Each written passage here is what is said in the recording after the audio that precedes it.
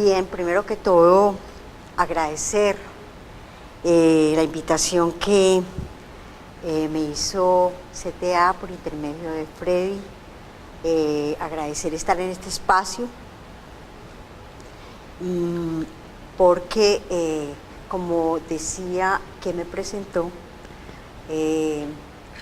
pues nosotros hemos venido haciendo un trabajo sostenido, no sé si sostenible, pero sí un trabajo muy sostenido desde hace unos 25 años, trabajando sobre todo la posibilidad de construir un pensamiento ambiental, en este caso un pensamiento ambiental en el tema de la educación.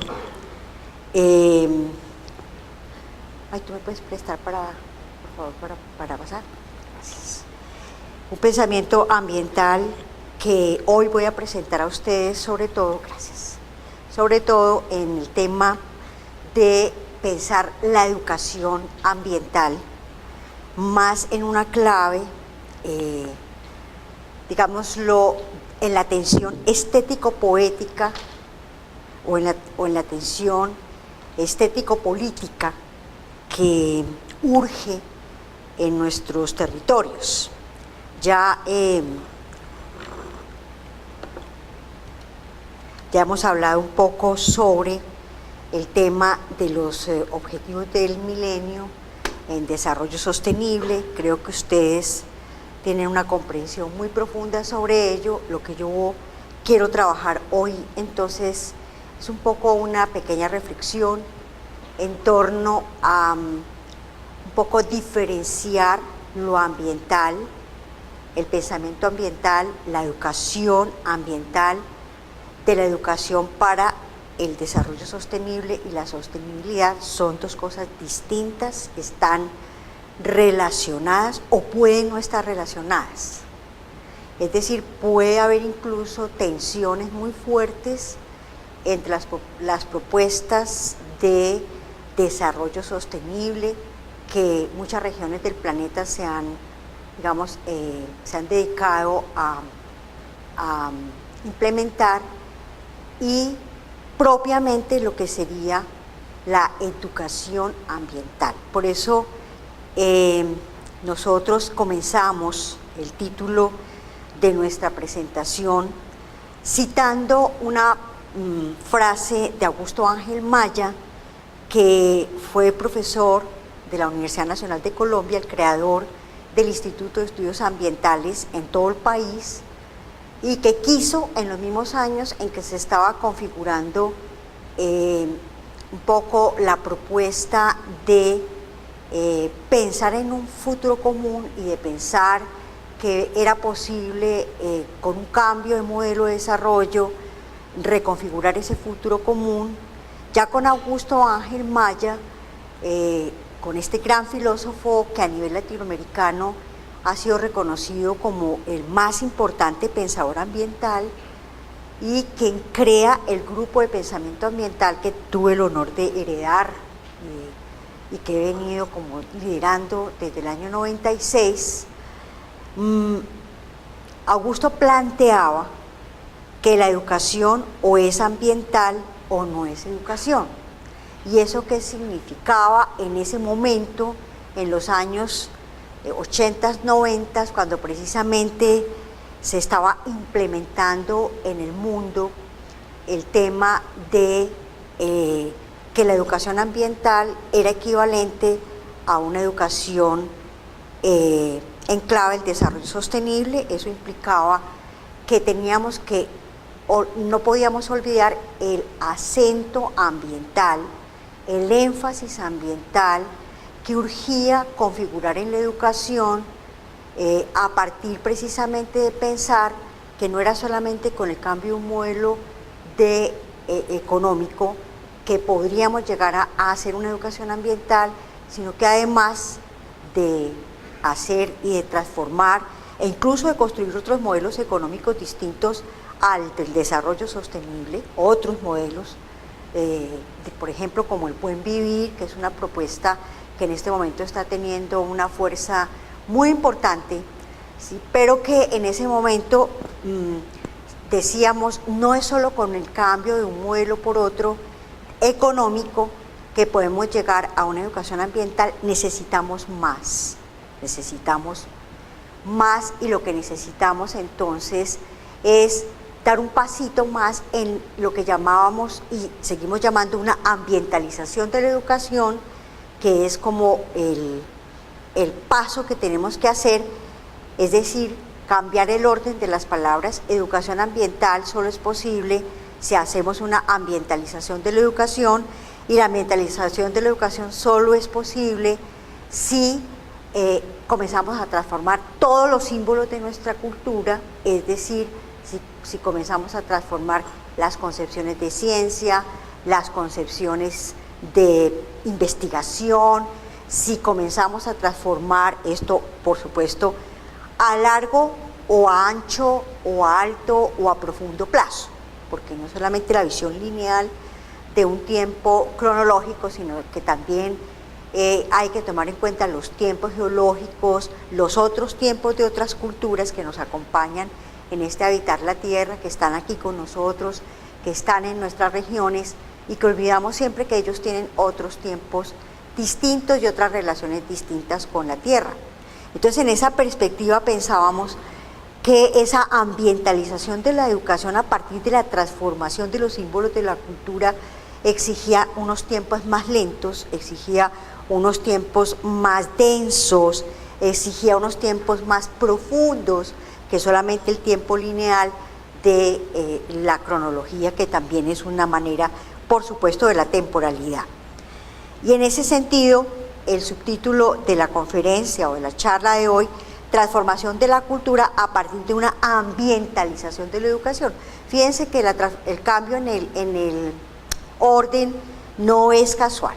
Una cosa es educación ambiental, como se ha concebido, como lo ha concebido el Ministerio de Educación Nacional, como lo han concebido, digamos, los proyectos ambientales escolares, como lo han concebido los proyectos ambientales universitarios, que se olvidaron totalmente, los PRAUs jamás se nombran, porque se supone que las universidades ya no asumen esa responsabilidad en la educación ambiental. Se cree que la educación ambiental es solamente para los niños y los jóvenes, cuando la investigación en Colombia es necesario transformarla desde el punto de vista de una ambientalización de la educación, de tomar distancia, no para negar, pero sí tomar distancia para volver a pensar por qué investigamos, para qué investigamos, qué estamos investigando y para dónde van las investigaciones que estamos haciendo en nuestras universidades, ¿sí?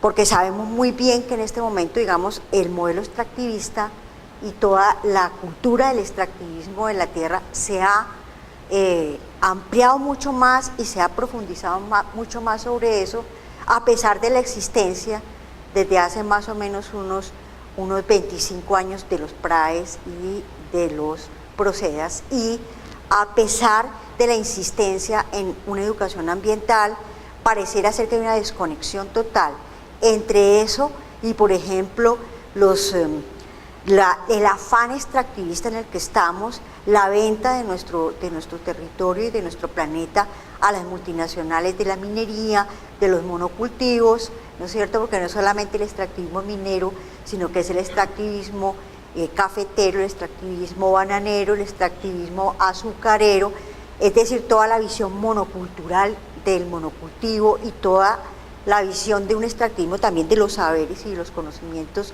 que se construyen en nuestros centros de investigación. Con esta introducción, entonces, yo quiero hacer una lectura y, por supuesto, en el momento en que tenga que parar, no duden, por favor, en pedírmelo. De todas maneras, hice como una escritura para dejarla para quienes quieran profundizar un poquito en estas ideitas que hemos venido construyendo desde el año de 1991, cuando creamos el Grupo de Investigación en Pensamiento Ambiental de la Universidad Nacional de Colombia, que acaba de quedar clasificado en Conciencias. Dos palabras emergen cuando se trata de pensar la educación ambiental en Colombia: las políticas ambientales en la educación y las poéticas de una educación en la comprensión de la lengua de la tierra. Nosotros creemos profundamente que lo político y lo poético, indisolublemente ligados, pero diferentes y singulares, son acontecimientos que fundan dos maneras de mundo: el mundo de lo público, o como llamaban los griegos, el mundo del ágora. Y ahora la televisión es un ágora, las redes sociales son ágoras también, no solo las plazas como la Plaza del Brasil o la Plaza de Bolívar, sino que hay una gran cantidad de ágoras. Esto también en este momento es un ágora. Y el mundo de la sensibilidad, que me parece que es fundamental. Un pensamiento ambiental tiene que ser también un sentimiento ambiental, un sentir la tierra y no solo pensarla como recurso natural. Tal vez alejarnos cada vez más de esa idea que la tierra, la naturaleza es recurso natural, y más bien acercarnos a lo que nos enseñan nuestras comunidades originarias, y es que la tierra y la naturaleza son nuestra madre, porque sencillamente sin ellas pues no podemos vivir. Entonces, ¿cuál es la idea de que nosotros somos ordenadores de la naturaleza y de la tierra? ¿No será más bien que tenemos que interpretar su lengua, interpretar sus lógicas, y hacer un trabajo mucho más de interpretación y de respeto que un trabajo de pensar que nosotros podemos hacer con la tierra y con la naturaleza lo que queramos? El mundo del mercado y el mundo de los afectos. El mundo de la civilidad, bueno, aquí estaría alguna fotografía de nuestro querido Medellín. El mundo de la civilidad, lo urbano, la ciudad, ¿cierto? Que es un mundo que tenemos, por supuesto, que pensar y que querer y que cuidar. Y el mundo de la ruralidad, aquí estaría el mundo de la ruralidad, esos cañocristales, un hermosísimo lugar en los llanos orientales que sabemos en este momento está colocado, digamos, en la mira de las multinacionales del petróleo. Estas dos maneras de mundo, ¿sí?, en su diversidad epocal y geográfica, o sea, no solamente la diversidad en tiempos, sino en geografías, se encuentran en crisis hoy, tanto lo rural como lo urbano. ¿Por qué estamos en crisis? Por la escisión o separación profunda que especialmente la modernidad realizó con la configuración del concepto de sujeto y el concepto de objeto. Todos aquí sabemos que tenemos el mundo dividido en dos. Nosotros somos sujetos, el mundo social es sujeto, y el mundo externo es el mundo del objeto y la objetividad del objetivo. Pues eso es una ficción, eso es una gran ficción. Todos los seres estamos relacionados y coligados profundamente. No existe la interioridad ni la exterioridad. No existe esa idea de que hay un sujeto separado del mundo objetivo. Eso metodológicamente ha servido a veces para hacer investigación científica, con todas las limitaciones, por supuesto, de los métodos, pero en el mundo de la vida todo está conectado con todo. Nos lo decía el jefe Zittel en 1855, pero eso se nos olvidó. Y decía, todo está conectado con todo como la sangre que corre por nuestras venas. Y lo que le hagamos a la tierra se lo hacemos a los hijos de la tierra. Pero como era un indígena, entonces nosotros modernos, ¿cierto?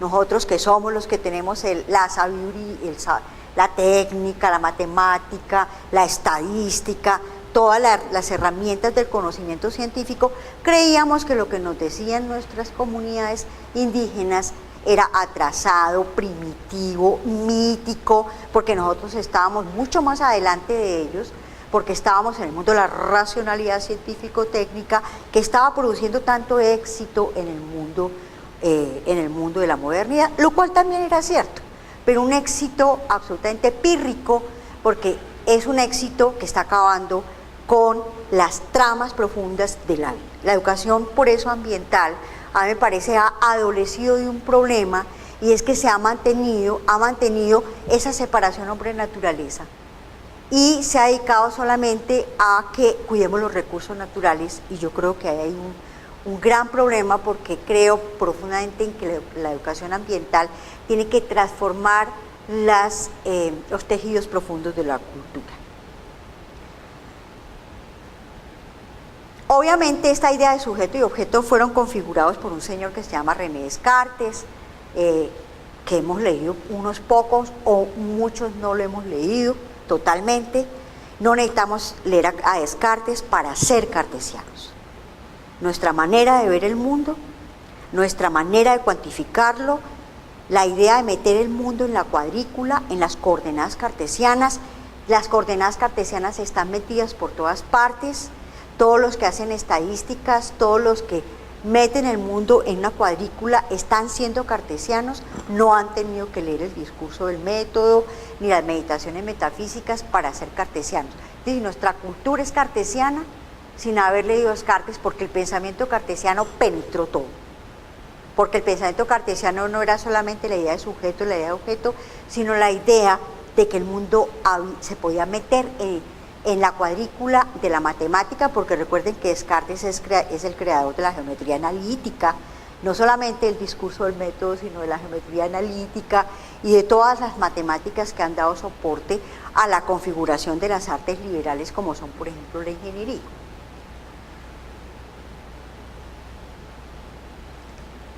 Y desplegados por otro señor muy importante que tampoco necesitamos leer para ser absolutamente kantianos.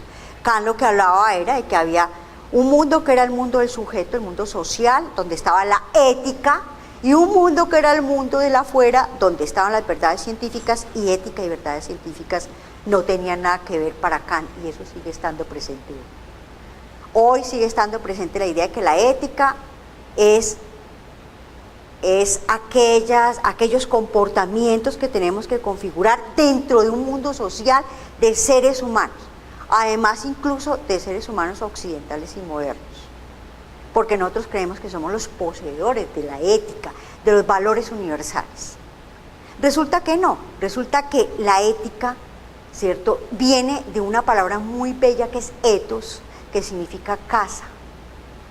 Es decir, la casa mayor, que es la tierra, es el ethos. Ella nos enseña cómo habitarla, ella nos dice cómo habitarla, pero nosotros no la escuchamos, porque nosotros estamos más escuchando el mundo del mercado y de la mercantilización de la tierra que la voz de la tierra, en el sentido, ¿cierto?, de que ella es quien nos cuida a nosotros, de que ella es nuestra madre, y que, por ejemplo, para llegar a la paz que tenemos que construir afortunadamente en estos momentos de posconflicto, de posacuerdo, como los queramos llamar, tenemos que comenzar por una paz que parta del respeto a la tierra y a los otros seres vivos y a los tejidos profundos de la tierra. Yo, por ejemplo, pienso que hay un grave problema cuando se dice que la paz se va a financiar con las regalías de la minería a cielo abierto. Porque ¿qué es minería a cielo abierto en Colombia y en el mundo? Es la guerra declarada a la tierra. Sabemos que tanto la exploración como la explotación minera, en las condiciones en que las están haciendo las grandes multinacionales, ¿sí?, es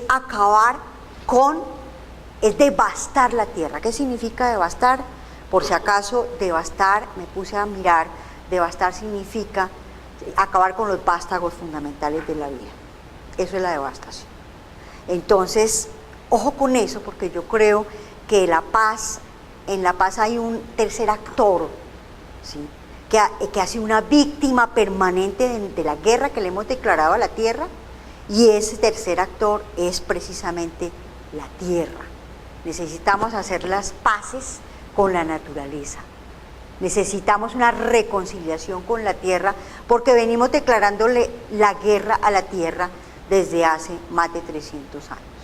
En esa perspectiva yo creo fundamental en los PRAES, en los proyectos ambientales escolares, en los PRAUS, los proyectos ambientales universitarios, creo fundamental la introducción de una concepción de la paz telúrica, es decir, una paz con la tierra, una paz con la naturaleza. Sí. Nosotros podemos vivir con mucho menos y podemos vivir muy bien con mucho mucha menos producción, por ejemplo, que venga del extractivismo y que venga de la devastación. Obviamente lo que estoy planteando aquí, ¿cierto? Es lo que hemos venido nosotros encontrando con el trabajo en comunidades que estamos haciendo en Manizales, en la región de Caldas también hemos venido encontrando gravísimos problemas, como lo que está pasando actualmente en Manizales, en Río Blanco, una de los lugares más hermosos que tenemos, fuente de agua para muchos seres humanos y no humanos, porque los seres no humanos también necesitan agua para poder vivir. Es más, nosotros no podemos vivir sin ellos, no podemos vivir sin los árboles, sin las aves, sin la diversidad no podemos vivir. O sea que el agua no es solamente para nosotros, sino que el agua es para todos los seres vivos. Y en este momento se está haciendo hay unas comunidades de resistencia muy importantes en Manizales, porque lo que se está criticando de una manera muy, muy profunda es cómo se van a construir 2.000 apartamentos del negocio de la construcción, las multinacionales de la construcción, ¿sí? Acabando con uno de los lugares más importantes de vida en nuestra región. En estos sistemas filosóficos, el de Descartes, el de Kant, la escisión entre el mundo del sujeto y el mundo del objeto se demuestra por vía de la lógica matemática geométrica lineal, pero sobre todo se encarna profundamente en el pensamiento burgués, porque le da un solo firme para pensar conceptos como el de libertad. Hemos creído que entonces la libertad es pasar por encima de cadáveres, que la libertad es, si tenemos que matar, matamos, pero la libertad hay que defenderla a como dé lugar. Esta es una pintura de Eugène Delacroix, que está pintando el concepto de libertad. Una mujer con una bandera roja, un niño armado a la derecha, ¿sí? Un niño armado a la derecha. Esto es una pintura de recién había terminado la Revolución Francesa, y ese era el concepto de libertad y sigue siendo el concepto de libertad. Las armas, la guerra para la libertad, las armas para la libertad, la muerte para la libertad, es decir, un concepto absolutamente errado de libertad. Y el gran problema de cuando uno se pone a trabajar en el pensamiento y en la filosofía ambiental es que uno encuentra estas cosas. Uno encuentra estas cosas que están ocultadas en las promesas del progreso. Esta, en palabras de Descartes, consistió en poder ser dueños y señores de la naturaleza, y sigue siendo ese el concepto de libertad, poder ser dueños y señores de la naturaleza objetivada, pasando incluso por encima de cadáveres, haciendo la guerra contra otros y obviamente contra la naturaleza que somos, y que se nos olvidó que nosotros también éramos naturaleza. En palabras de Kant, romper amarras con la naturaleza. La libertad, construida por la Ilustración, todos saben, un movimiento muy importante en Europa, que fue el movimiento que abandonó las revoluciones burguesas. Era la idea de que todo se podía solucionar vía racional, que todo podía explicarse vía la razón, que la razón era la fuente de conocimiento, y ese, digamos, fue la gran promesa de la Ilustración. Así, la libertad construida por la Ilustración consiste en darle fuerza inusitada al mito de Ícaro para comprender la tragedia de la civilización occidental, querer volar demasiado alto hasta llegar al sol como conocimiento absoluto por medio de la razón y, sin embargo, volver a la tierra y ahogarse en la terrenalidad que somos. Otro mito importante del primer mundo, de Europa, el mito de Fausto, pero que nosotros heredamos en todo el proceso de colonización. El mito del Fausto, para comprender la tragedia de la modernidad, querer develar todos los secretos de la Tierra y el universo por vía del método científico, para dominarlos por medio de la razón absoluta y, sin embargo, ser destruidos por las mismas fuerzas que desatamos y que luego, como diría Richard Sennett, no pudimos controlar. Verbigracia, los grandes descubrimientos atómicos, la investigación nuclear, la física nuclear, sigue siendo como el paradigma del descubrimiento de fuerzas profundas del universo, que han sido despertadas por nuestra civilización occidental y hasta ahora no se han podido dominar. Un pequeño escapecito de un reactor nuclear y produce una catástrofe terrible. Entonces, hay que pensar en eso también. Y el mito de Prometeo, aquí está el mito de Prometeo para que también lo conozcamos, que permite comprender la obsesión de conocer y dominar la tierra por medio de la energía y así ser como Dios, dueño y señor de todo lo que existe, pero al mismo tiempo ser absolutamente infelices, desolados y desgraciados por la mortalidad que también somos. Frankenstein, la novela romántica de Mary Shelley, expresa bella y trágicamente nuestra adicción a la energía, la tragedia de creer dominar el mundo por medio de ella y sin embargo ser devorados precisamente por ella. Dentro de estos tres grandes mitos configuradores del tejido simbólico de la civilización occidental y en ella de la cultura moderna, se movilizan los conceptos filosóficos de sujeto, objeto, libertad, cultura, naturaleza, conocimiento, verdad, belleza, bondad, imaginación, fantasía, monstruosidad, maldad, humanidad, sociedad, comunidad, animalidad, vegetalidad, ciencia, técnica, arte, dioses, vida, muerte, sensibilidad y racionalidad. Y por supuesto la educación, que se configura en la ilustración europea y que es traída como modelo a América, recordemos, que es un modelo que se trae de América, el modelo del currículum, el modelo de la escuela, es el modelo que se trae de Europa en tiempos de la colonización y la neocolonización que estamos viviendo ahora que el que no sepa inglés no sabe nada. Y en nuestras universidades se está graduando la gente que sabe inglés, no la gente que sabe, sino la gente que sabe inglés.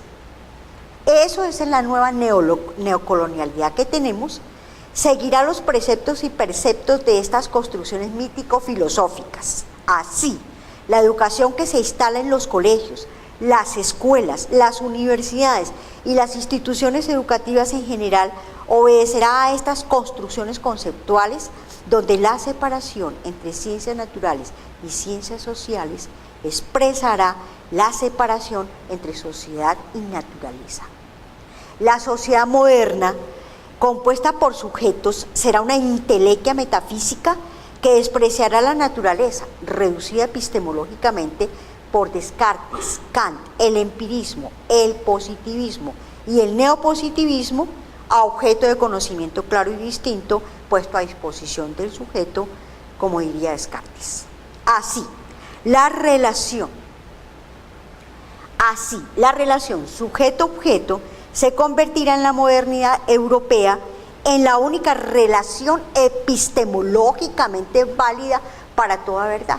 Por eso en todas las universidades a los estudiantes les dan clases de epistemología, pero no les dan clases de ética, ni de estética. No se desarrolla la sensibilidad. La estética no como historia del arte, sino la estética como el sentir, la capacidad de sentir, la capacidad de imaginar, la capacidad de soñar mundos posibles, como decía ayer Arturo Escobar en la conversación en la que estuvimos en el doctorado en diseño visual en la Universidad de Caldas, ¿sí?, donde tuvimos una conversación sobre esto. Es decir, no sensibilidad, todo racionalista, todo cuantificado, todo metido en cápsulas de verdades incuestionables. ¿Y dónde está la sensibilidad? Como somos seres insensibles, porque estamos educando, son sujetos y no seres humanos. Sujeto es una particularidad del ser humano. El sujeto es cuando pensamos racional y lógicamente. Pero nosotros sentimos, nosotros somos cuerpos sintientes, cuerpos pensantes, cuerpos espirituales, cuerpos materiales, ¿sí? Pero eso se separó. Y entonces la educación se enfoca al sujeto, no al ser humano, en su integralidad compleja, sino que solamente se enfoca al desarrollo de capacidades racionalistas. Ese es uno de los grandes problemas, considero yo, de una educación no ambientalizada. ¿Dónde está la sensibilidad? ¿Cómo podemos hablar de sentir la naturaleza? de sentir la vida, de sentir amor por la tierra, si es que desde que estamos pequeños nos han educado en un desprecio por la tierra? La tierra nos ensucia. Uno desde que está pequeño, ¿sí?, está recibiendo la prohibición de tocar la tierra porque nos ensuciamos, porque la tierra es inmunda. Recuerden que la palabra inmundo significa en el mundo. Y por eso la palabra se volvió incluso una palabra muy fuerte, ¿no? Eso es inmundo. Es decir, un desprecio reiterado por la tierra, por la naturaleza, por la vida. Y un amor profundo por los objetos y las cosas que, si bien se han hecho de extraer y extraer a la tierra, ¿cierto?, creemos que no tienen nada que ver con la naturaleza.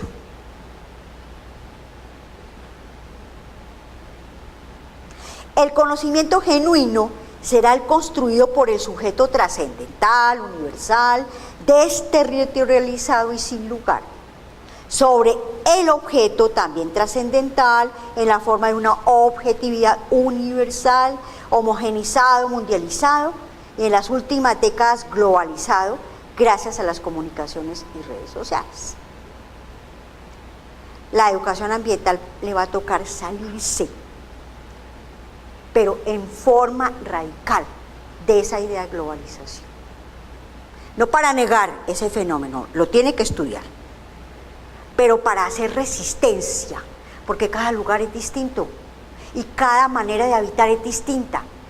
La globalización, las tendencias de la globalización están absolutamente ligadas con las tendencias de la globalización del mercado, de la producción y del consumo. Si vamos a hacer producción socialmente responsable y ambientalmente sostenible, si vamos a hacer consumo socialmente responsable y ambientalmente sostenible, tenemos que saber qué consumimos y qué producimos aquí en nuestras regiones, de tal manera que lo que producimos y consumimos no altere ni transforme ni rompa tan profundamente las estructuras mismas de la vida. Entonces no podemos caer en, digamos, en las redes de la globalización, sino que tenemos que educar críticamente. ¿Y qué significa educar críticamente? Pensar. Hoy en día hay una frase que dicen mucho los maestros, es: no piense, aplique modelos, no piense, entregue informes, no piense. Es como la reiterada prohibición a pensar. Nosotros estamos insistiendo de una manera muy profunda en que tenemos que, para poder construir una educación, ¿cierto?, que respete la tierra, una educación en donde la gente por fin se asuma de ese territorio, responsable con ese lugar, con esas redes de vida, es urgente pensar. Y eso lo estamos llamando geopensamiento, o pensar desde la tierra. Y es urgente configurar nuevos tejidos de vida, y eso lo estamos llamando geocultura. Y estamos utilizando en geopensamiento, ese es un concepto muy bello de Gilles Deleuze y Félix Guattari, y geocultura es una palabra también muy hermosa de un filósofo latinoamericano del sur, que se llama Rodolfo Kusch, que es argentino. Solo me quedan 2 minuticos. 2. Bueno.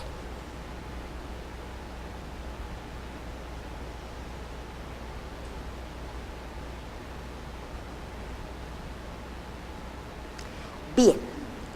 Cuando la Universidad de Guadalajara le otorgó el doctorado honoris causa a Augusto Ángel Maya, que es el pensador ambiental tal vez más importante de América Latina y el que propuso los PRAES, no fue Maritza, fue Augusto Ángel el que en los años 89 y 90 estuvo asesorando el Ministerio de Educación Nacional, y ahí salió la propuesta de PRAES. Y el sueño de Augusto era que en 5 años la educación en Colombia estuviera ambientalizada, lo cual jamás sucedió, en parte porque lo ambiental se volvió un negocio. Incluso creo que existen hasta maestrías que hablan del negocio ambiental, ¿cierto? Entonces, cuando le entregan el doctorado honoris causa a Augusto acuña esta frase, ¿sí? La educación, si no es ambiental, no es educación. para decir, hombre, la educación ambiental no puede ser un proyecto más de los 9 proyectos que hay, sino que la educación toda tiene que ambientalizarse. ¿En qué sentidos? Y eso es lo que tenemos que pensar como maestros. ¿Qué es lo que tenemos que ambientalizar en la educación que hacemos?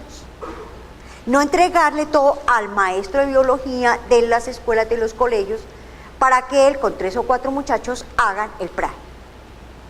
Y ahí decir, bueno, ¿cuáles son los PRAE significativos? Los PRAE significativos, los que por ejemplo están generando pymes, pequeñas y medianas empresas. Muy rico que salgan pequeñas y medianas empresas de reciclaje, pero eso no es educación ambiental. La educación ambiental implica una transformación profunda de los tejidos, de la cultura, de las maneras de nombrar. Tenemos que tomar distancia de esas maneras tan dolorosas de nombrar la tierra. ¿Cómo así que la tierra es recurso natural? Recurso agua, recurso suelo, recurso aire, recurso agua. Mis colegas, amigos, muchos de Corpo Caldas dicen, nos toca decir así, Patricia. Sí. Y yo digo, ¿por qué no le dice a un recurso mamá, recurso papá? Sí. Porque si la tierra es nuestra madre, entonces a mí no me gustaría que mis hijos me dijeran, buenos días, recurso madre. ¿No es cierto? Entonces las palabras tienen una carga muy fuerte. Por ejemplo, la palabra recursos tiene una carga economicista muy fuerte, una carga muy de objetivación y de mercantilización de la tierra. Yo creo que en los lenguajes está puesto el mundo. Por eso es tan difícil cambiar los lenguajes. Si fuera tan fácil, todos saldríamos de aquí y ya habríamos abandonado esas palabras, pero salimos y seguimos hablando de recursos, porque es todo el imaginario y el paradigma de la economía capitalista, que todo lo convierte en recurso para la producción, en recurso para la acumulación de capital. Entonces, en esa perspectiva, ambientalizar la educación, transformar esos símbolos de la cultura está implicando eso, ¿no? Esta sentencia, la educación o es ambiental o no es educación, ¿me regalas 2 minuticos más? Solo 2. Esta sentencia tenía y sigue teniendo una fuerza incontenible en la crisis ambiental que estamos viviendo, y es que la educación ambiental, que se impuso en América Latina sobre todo desde la publicación del informe Brundtland en 1987, de donde viene el concepto de desarrollo sostenible, viene del primer mundo. Porque al primer mundo no le interesaba la transformación de la cultura, al primer mundo en los 80 le interesaba que le cuidáramos los recursos naturales. Y su difusión mundial, que en América Latina tuvo como escenario privilegiado, ya sabemos todo, la conferencia de Río de Janeiro en 1992 y las subsiguientes conferencias, Río más 10, Río más 20, que han sido reuniones para hacer negocios ambientales, no para pensar los graves problemas ambientales que estamos viendo, sino para hacer negocios ambientales. No era en realidad educación ambiental, sino una educación para sostener la economía capitalista cuyo hermano gemelo es el desarrollo. La palabra nuestro futuro común, que es el título o el subtítulo del informe Brundtland, colocaban eufemísticamente nuestro futuro en manos de la globalización de la economía y la cultura capitalista, y no en las manos amorosas de la sabiduría de la tierra madre y maestra. Veamos. Desde 1968, el sistema mundo occidental moderno comenzó a preocuparse por el futuro del paradigma del desarrollo propuesto e impuesto 22 años antes, 1946, por la naciente Organización de Naciones Unidas, especialmente por Estados Unidos, que en la voz del presidente Truman, que en un año antes, el 6 de agosto de 1945, ¿dónde está lo de Truman? 1945, sí. El 6 de agosto de 1945 a las 8 de la mañana había ordenado arrojar la primera bomba atómica al mundo sobre Hiroshima, del mundo. Él mismo está hablando de paz, él mismo está hablando, ¿sí?, del futuro común. El 9 de agosto de 1945 era lanzada la segunda bomba atómica sobre Nagasaki. En segundos las 2 ciudades fueron arrasadas y miles de humanos y otras especies murieron y fueron devastados en un instante la promesa de la paz mundial luego de una guerra mundial que sacudió el sistema mundo euroantropo racional centrista, nace de una contradicción óntica.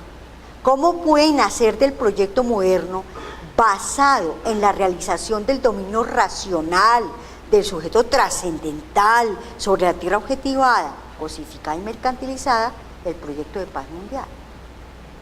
No es precisamente el proyecto de la modernidad el proyecto de la realización suprema de la razón universal como razón absoluta. No es este el obstáculo primordial para que la paz se construya, claro, porque cuando se impone una sola razón, los que no se metan en esa razón son declarados enemigos y ahí nace la guerra. La paz solo es posible en el respeto y el amor por la diversidad, la singularidad, la diferencia, la alteridad radical, los lugares otros, las maneras de vivir otras, los lenguajes otros. Entonces, era posible construir con las mismas lógicas del desarrollo, que son las lógicas de la dominación, la explotación, de la totalidad de la tierra, ¿cierto? Maneras de habitar la tierra respetuosas y amorosas con la madre tierra, la tierra ancestral, la tierra generosa. Sabemos que eso no ha sido posible. La promesa de paz mundial que hacían Europa y Estados Unidos en los años 46-48, los países aliados con la fundación de Naciones Unidas se basaban en las mismas lógicas que habían producido y seguirían produciendo las más cruentas guerras hasta hoy. Y aquí en Colombia lo sabemos totalmente, porque sabemos que muchas de las masacres que se cometieron en Colombia, muchas de las masacres que se cometieron y se siguen cometiendo en nuestras regiones, es para que la gente se vaya y deje la tierra en manos de los que van a explotar el oro, de los que van a explotar la ganadería, de los que van a explotar el carbón, de los que van a explotar, lo sabemos, las hidroeléctricas, etc. Entonces la mejor manera, ¿quiénes estorban? La gente, entonces váyanse o matémoslas, ¿no? Nos quitamos un problema. Y esa ha sido la necropolítica en la que hemos estado. Afortunadamente parece ser que ya no. Parece ser, esperemos que no. Los discursos del desarrollo sostenible sustentable, ¿sí?, construidos en Europa y en general en los países desarrollados, desplazaron la preocupación sobre la crisis ambiental que de manera inicial había planteado el Club de Roma, y eso ha sido un problema. Hubo un desplazamiento de la preocupación ya no era qué va a pasar con el planeta, la preocupación era qué va a pasar con la economía. Son dos cosas distintas, por favor.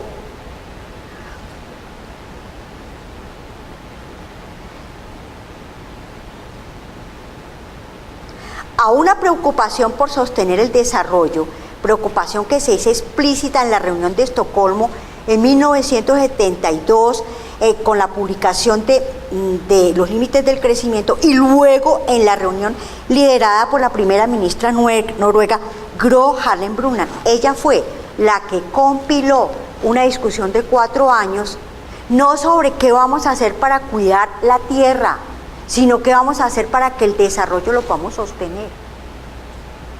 Porque esa es la preocupación del primer mundo. ¿Sí?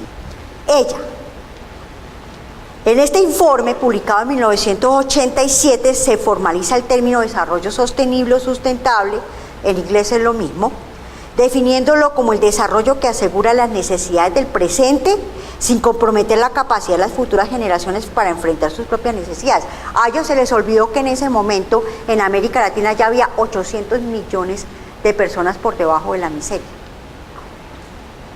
porque estaban en Europa. En Europa no había 800 millones de seres muriendo de hambre. A esta reunión asistieron representantes de varias regiones del mundo. En Colombia fue una señora que se llama Margarita Moreno de Botero, Margarita Marino. Ella creó un colegio que se llama el Colegio Verde de Villa de Leyva, que empezó a trabajar todo el tema de educación para el desarrollo sostenible, y se hizo el desplazamiento. No más la preocupación por la educación ambiental, ahora la preocupación es por sostener el desarrollo. ¿Sí? Entonces, ese es un problema gravísimo, porque a nosotros nos dijeron que nuestro futuro común era el mismo de Europa, y no. Nuestro futuro tiene que ser distinto. al de Europa, tiene que ser distinto al de Trump, tiene que ser distinto al de Estados Unidos, tiene que ser distinto al de otros, al de otros países. ¿Nuestro futuro común es la tierra? Sí, pero no la tierra como recurso, lo sentimos mucho. Nuestro futuro común es cuidar la tierra porque es nuestra madre, porque sin ella no podemos vivir.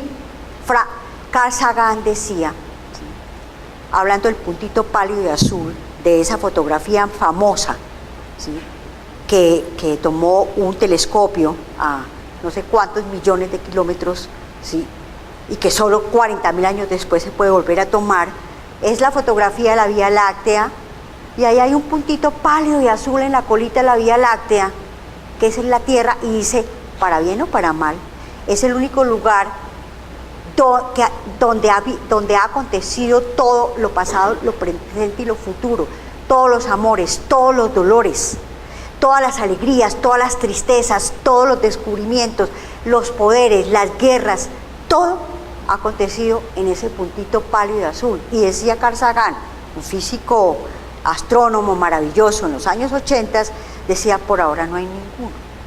Y la promesa de la NASA de que de pronto pueda haber uno, eso parece ser más bien una promesa de Hollywood que de la NASA, ¿cierto? Es decir, esa idea de que entonces podemos irnos un grupito allá a otro planeta a seguir acabando con todo, ¿sí? Porque aquí ya es tanta la basura que estamos botando que ya el planeta no resiste. Sí, se dice que necesitamos más o menos 5 planetas Tierra para vivir como vive Estados Unidos o como vive Europa. Y es a eso a lo que estamos tendiendo. Queremos desarrollarnos para vivir como vive la gente en Europa o en Estados Unidos. Eso es una absoluta, perdónenme, esquizofrenia cultural. Que es la frase con la que comienza Augusto Ángel Maya, su bello texto, El reto de la vida. Dice, estamos viviendo una esquizofrenia cultural. La esquizofrenia cultural, ¿en qué consiste? En creer que nosotros somos los dueños de la tierra y sin embargo ver que la tierra se mueve un poquito y hasta ahí llegamos, ¿no? Entonces, en esa perspectiva, la invitación que yo traigo, ¿sí?, es a pensar la educación ambiental, a aprovechar estos lugares maravillosos, proporcionados por la misma alcaldía, proporcionados por la misma área metropolitana, proporcionados por las políticas, pero esas políticas necesitan unas poéticas, unas estéticas, un sentir la tierra, para que seamos nosotros los que construyamos esas propuestas. ¿Están las políticas que permiten construir las propuestas? Pues entonces construyamos las propuestas, pero dejemos de mirar un poquito menos, ¿sí?, todo lo que viene de Europa, lo que viene de otros lugares, y tratemos de construir desde nuestros lugares, desde nuestros territorios, de nuestras realidades propias y singulares, esas propuestas. Bueno, les pido muchas disculpas por haberme demorado un poquito más, muchas gracias por haberme regalado el tiempo.